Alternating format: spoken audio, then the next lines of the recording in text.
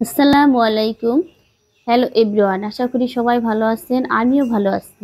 আজকে ছোট্ট একটি রেসিপি নিয়ে হাজির হয়েছে আপনাদের মাঝে। রেসিপিটি ভালো লাগলে অবশ্যই চ্যানেলটি সাবস্ক্রাইব করতে ভুলবেন না। আমার রেসিপিটি হচ্ছে সিম ভর্তা। সিমগুলো আমি ধুয়ে কেটে পরিষ্কার করে সেদ্ধ করে নিয়েছি। এখানে কড়াইটা চুলায় দিয়ে দিয়েছি। একটু তেল দিয়ে আমি শুকনা মরিচগুলো নেড়ে চেড়ে ভেজে নেব। শুকনা মরিচগুলো আমার যখন কালারটা চেঞ্জ হয়ে যাবে, কালো কালো হয়ে যাবে, তখন কিন্তু বোঝা যাবে যে শুকনা মরিচগুলো ভাজা হয়ে গেছে। শুকনা মরিচ আমার ভাজা হয়ে গেছে। এখন মরিচগুলো উঠিয়ে আমি পেঁয়াজ কুচিগুলো এই তেলের মধ্যে দিয়ে এই ব্রাউন কালার করে কিন্তু ভেজে নেব।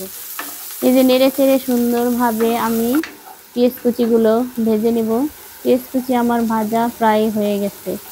এখন আমি পেঁয়াজ কুচিগুলা উঠিয়ে ফেলবো। পেঁয়াজ কুচিগুলা উঠিয়ে ফেলে এখানে নিয়েছি ধনিয়ার পাতা, শুকনা মরিচ ভাজা, পেঁয়াজ কুচি ভাজা, আর আমার সেদ্ধ করে রাখা যে সিমগুলো। আরেকটি গুরুত্বপূর্ণ কথা, সিম যখন সেদ্ধ করবো আমরা তখন সিমের মধ্যে কিন্তু অনেক পানি থেকে যায়। সেই জন্য সিমটাকে হাতের সঙ্গে চিপড়িয়ে নিলে কিন্তু ভর্তাটা করলে অনেক বেশি মজা হয়।